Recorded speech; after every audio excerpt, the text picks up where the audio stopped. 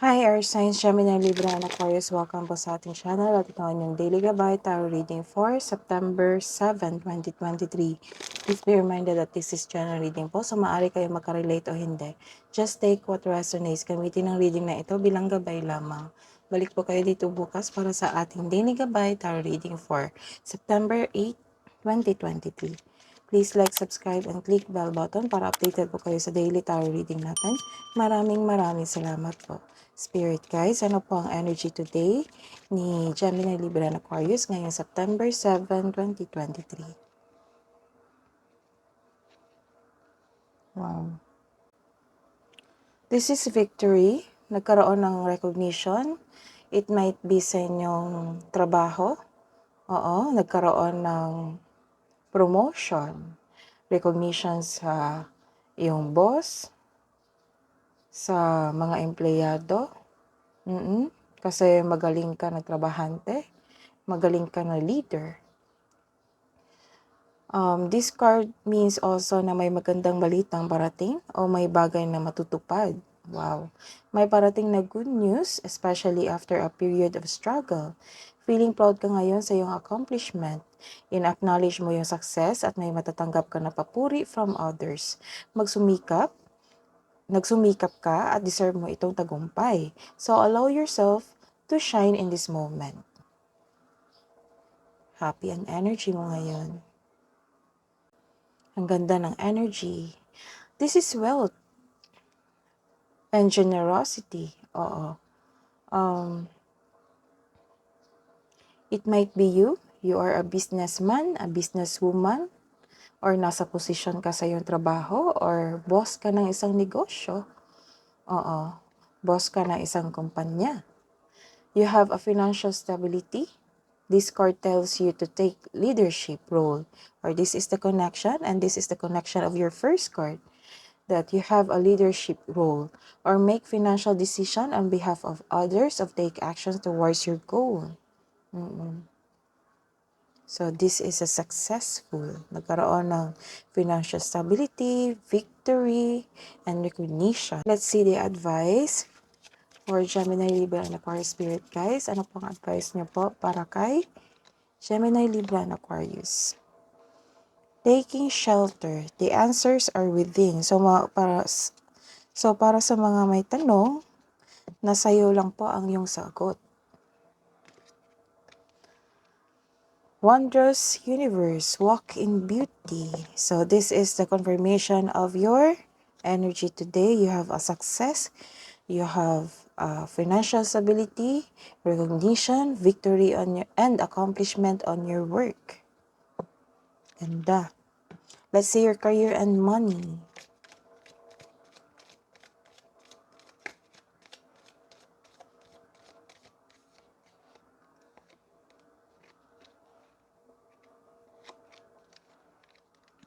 May kakilala kang insecure sa iyo at self-centered.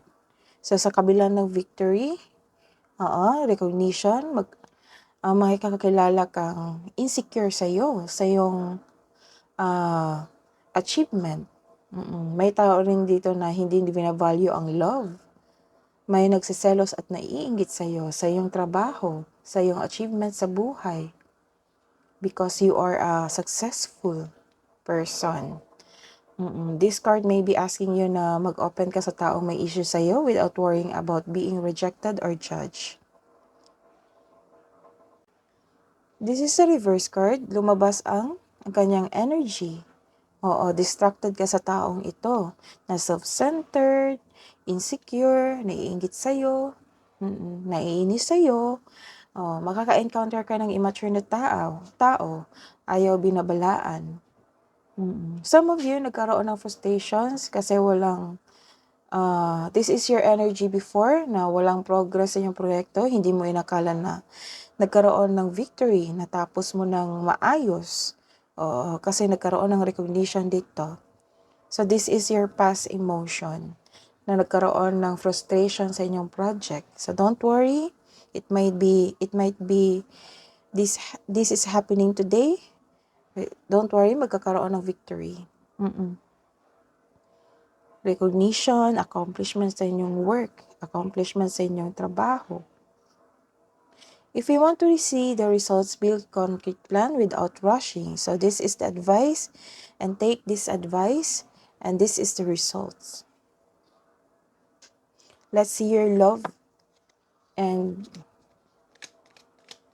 romance for Gemini, Libra, and Aquarius ngayong September 7.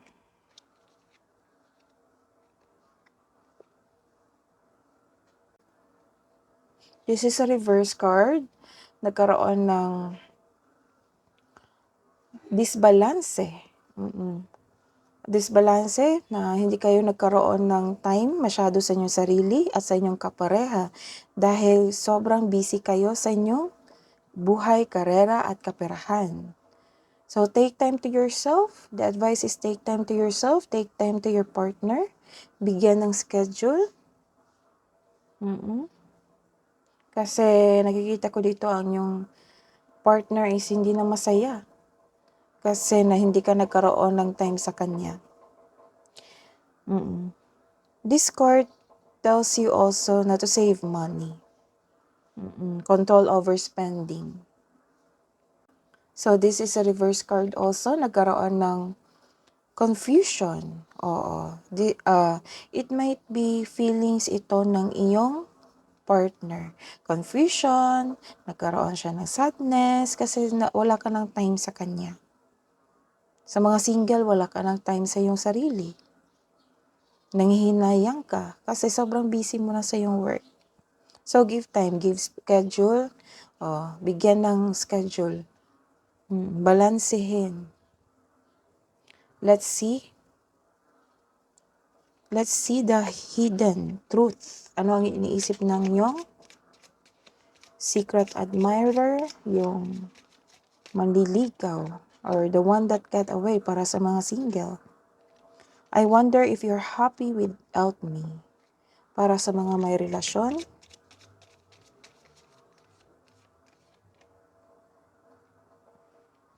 I will wait for a sign from you. This is your message for your partner. This is the message from your partner. So, let's see the love advice po.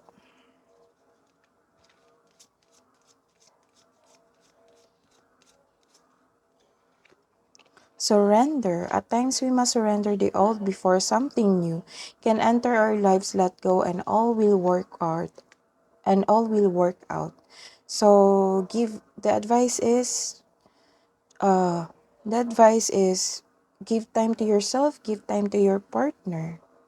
What's the advice pa po? Hingi pa po kami ng advice para ngayong September 7. Gemini, Libra, and Aquarius, Spirit Guides. A win-win outcome is forecast. So this is the third confirmation na magkaroon ka ng victory sa inyong buhay, karera at kaperahan. 1, 2, 3. So what's the angel's advice? So kailangan pagbalansehin ang inyong buhay, personal at kaperahan at karera at buhay pag-ibig. Message from Seraphim, Seraphisa. Relax and open up the source. Keep your heart open. That is your reading today, air signs. Balik po kayo dito bukas para sa September 7, September 8. Please like, subscribe, and click bell button for notification para po updated kayo sa daily tarot reading natin. Maraming salamat po.